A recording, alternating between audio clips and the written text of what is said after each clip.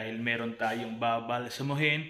At kung nakita nyo naman yung intro, alam nyo na kung ano yung isusuot ng pasyente natin ngayon. Pero ayon sa mga kasamahan ko dito sa punerarya, yung pasyente natin ngayon ay pangulong mga awit dito sa pinakamalapit na lokal sa lugar na to. At nag-chat pa nga sa akin yung isang kakilala natin na kaanak din o parang pamangkin nung namayapa na to. At yun, maipapakita ko sa inyo sa screen. Hindi naman talaga tayo ganun kagaling, pero gagawin natin lahat ng makakaya po natin. Bali ngayon, nag-aayos na yung mga tauhan o yung mga kasamahan ko rito doon sa mismong pagbuburulan. At hindi ko lang alam rito kung alin yung napiling ataol o yung ataol na gagamitin. At bali ngayon, nakargahan na po namin ng formalin o na-preserve na namin yung katawan. Ang susunod na step na gagawin na lang po namin, kukuhanan siya ng dugo. After nun, may makeup pa na natin. At pagkatapos nun, maipapakita ko sa inyo yung paghahatid hanggang sa mismong pagbuburulan.